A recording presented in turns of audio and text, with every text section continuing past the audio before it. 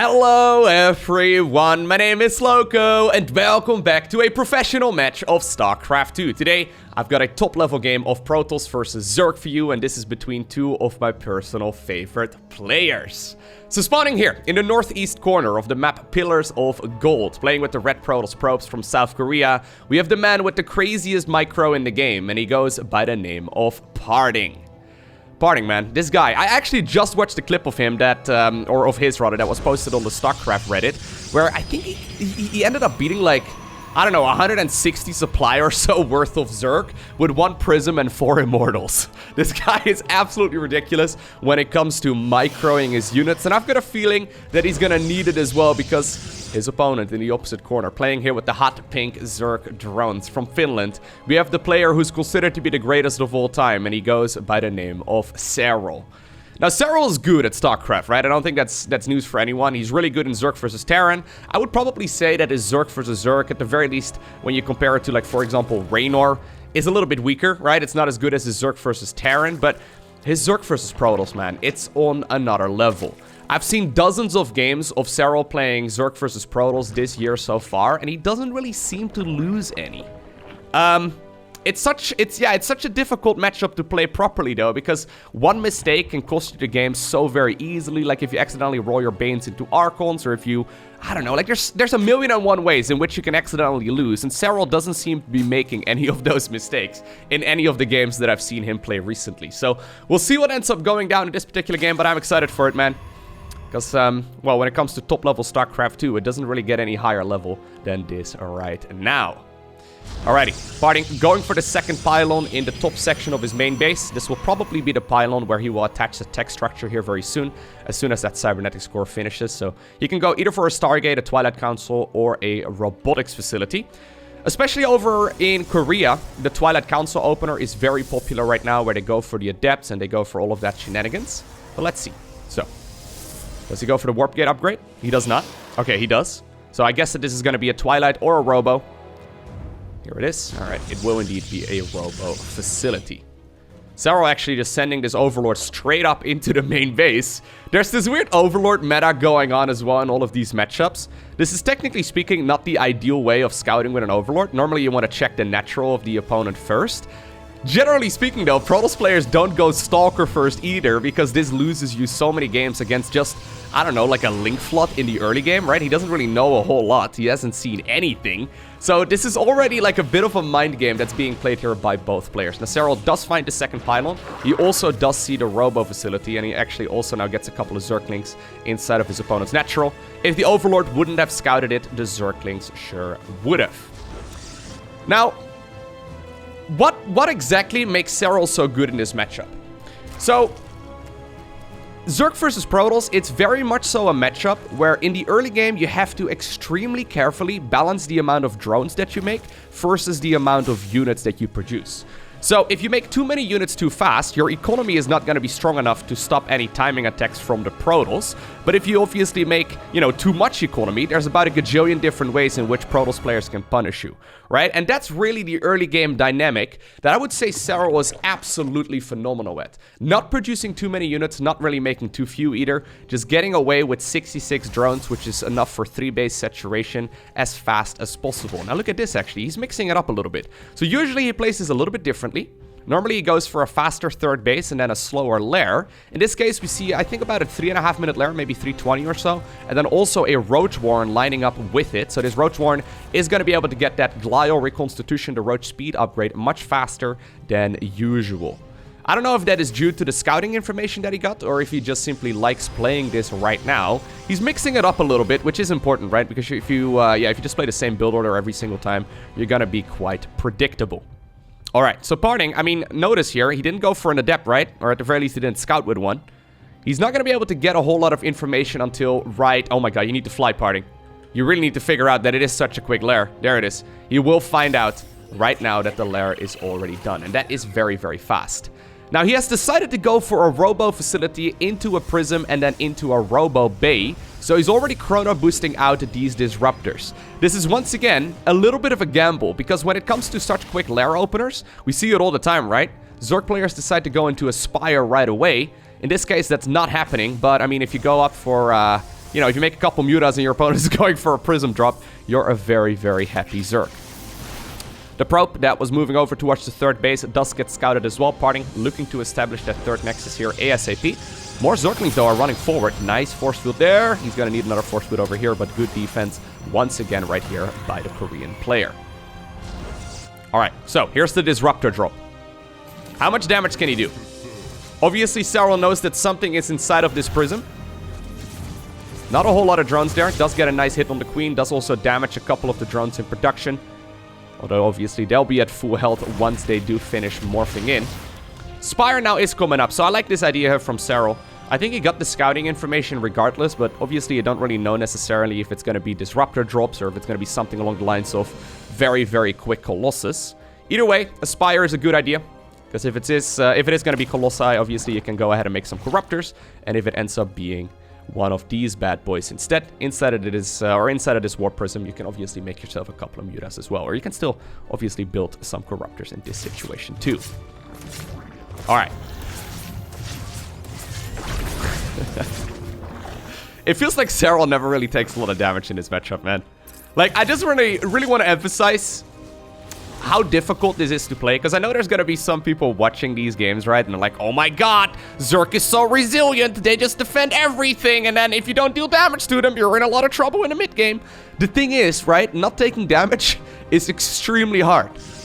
It's so easy to accidentally lose like 4 queens, half a mineral line, or anything along those lines, right? And obviously PartinG didn't go for a hyper-aggressive build here. Instead, he's playing pretty safely. But yeah, it's super easy to just accidentally lose like 10 plus workers, and your opponent ends up, you know, just fluttering away with those 2 oracles.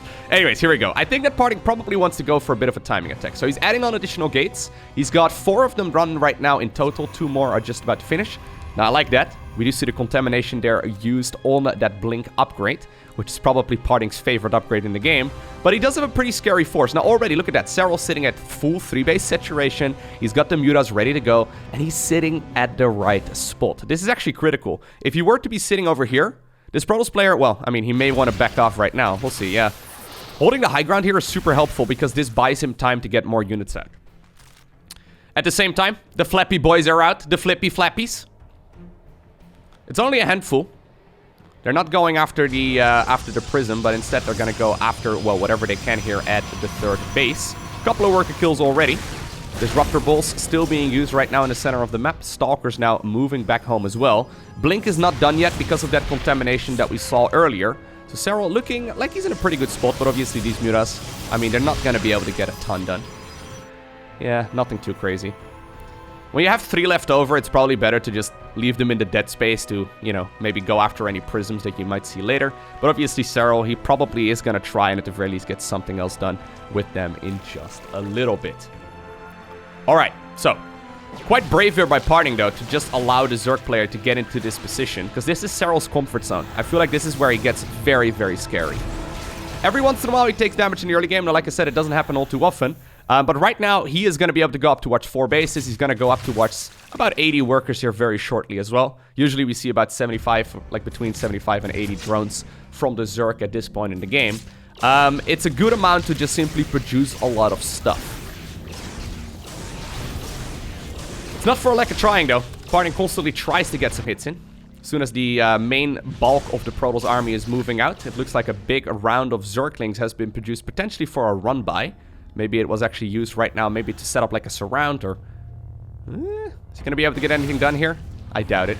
Well, he's trying to set up a wraparound. Ooh! Alright. Preemptive force fields there. If the Zerglings managed to get around there, the Banelings would have crashed into all of that Protoss force. And if you don't have a lot of Archons, it's extremely difficult to actually trade efficiently against those Banelings, right? Banelings, very, very scary in big numbers, especially against gateway-based armies.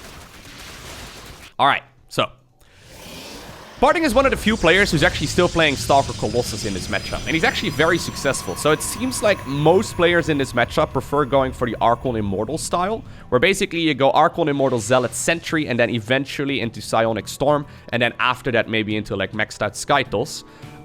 The alternative is to go for indeed a whole lot of Stalkers, and then also for the Colossi. Colossi are phenomenal, obviously, especially against Lings and Hydras and all you know, units that are light.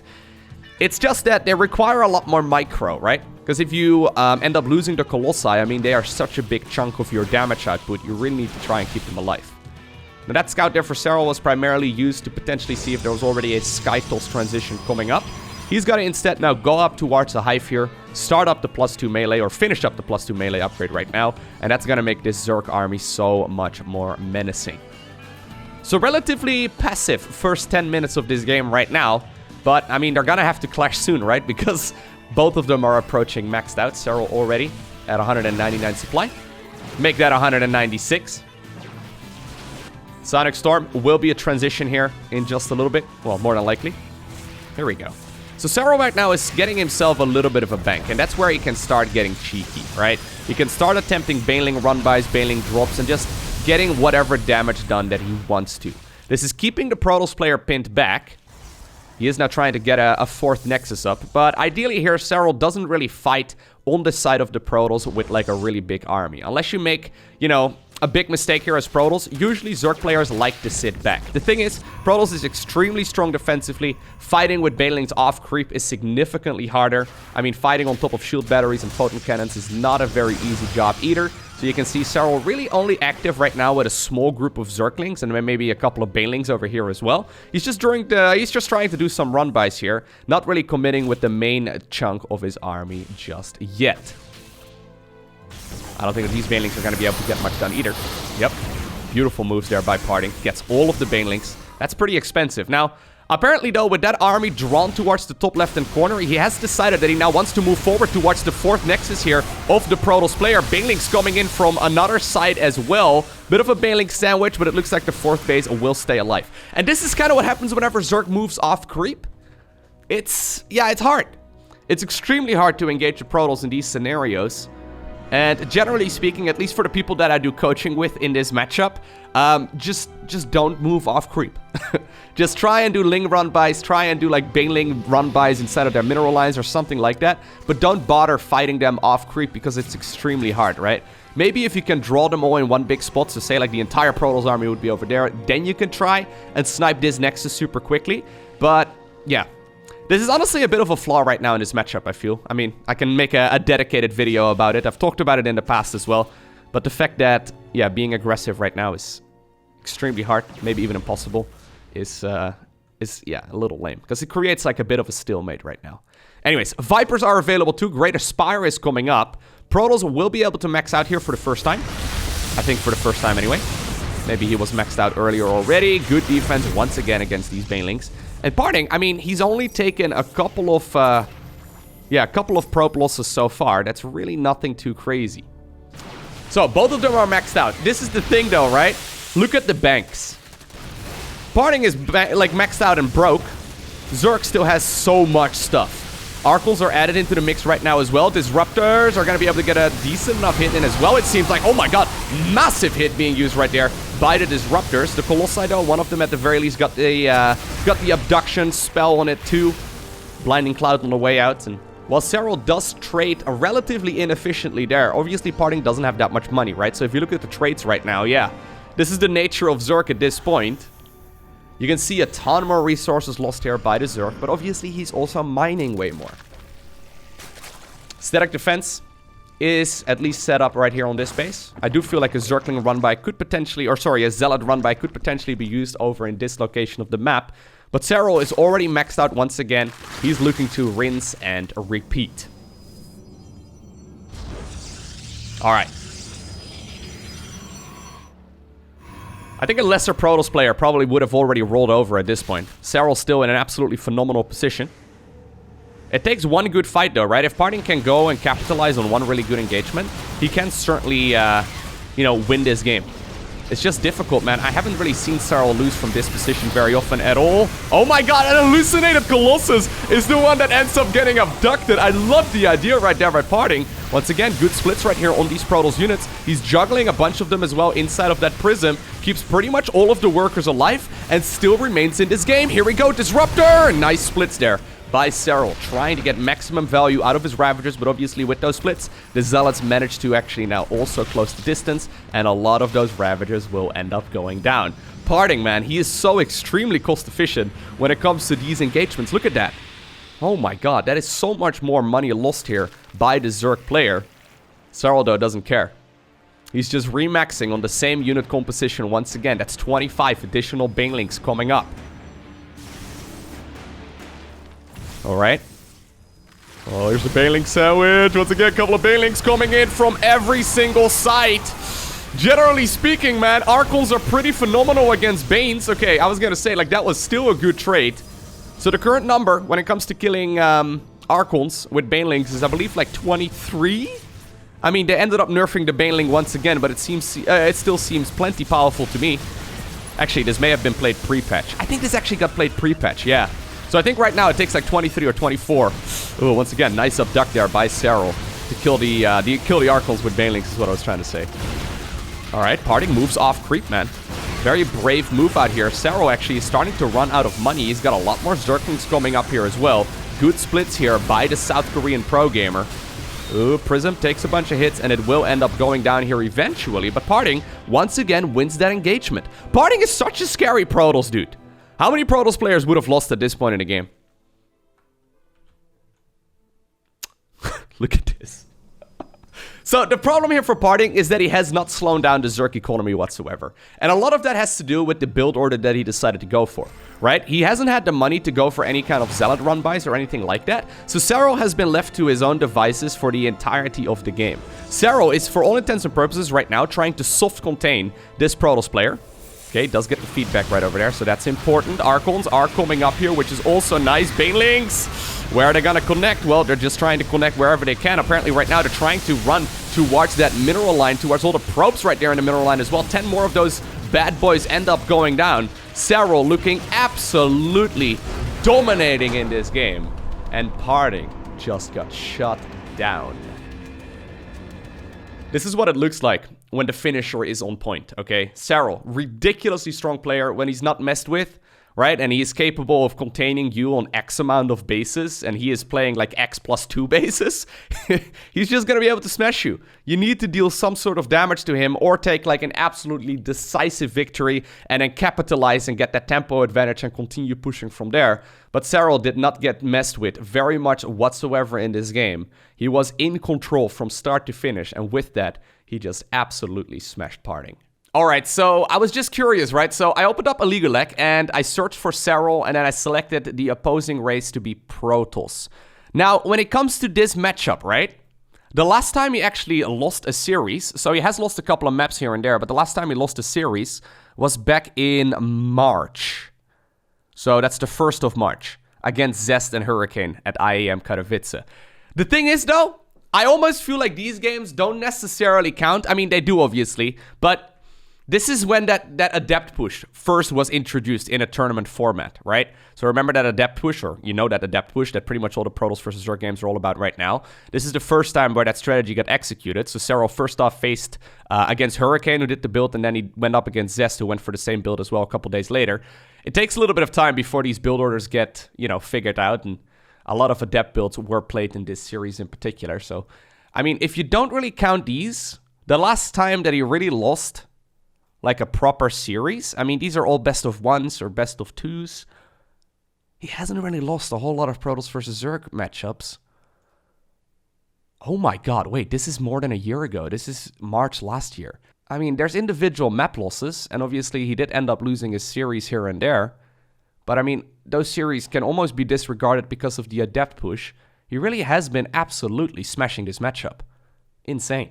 Alright, so I also just quickly looked it up. This was indeed played before the new multiplayer balance patch went live. Now, for those of you curious, a new patch went live just a couple days ago where they improved the Void Ray. The Tempest is a little bit more powerful right now as well, and then the Baneling got slightly nerfed against Protoss once more. So we did see a Baneling nerf in the past. We saw another one right now. So maybe Serral is going to be forced to mix it up a little bit, but I wouldn't be surprised if he just decides to make even more Banelings. He's been making up to like 80 Banelings in his matchup, and wouldn't be surprised if he goes up to like 100 right now and just rinses and repeats regardless. Insane. I hope you enjoyed watching this video. If you did, hit that like button down below. If you want to see more, make sure you hit that subscribe button. But for now, I want to thank you for watching. Have an awesome day. Don't forget to smile, and I'll see you once again in the next one.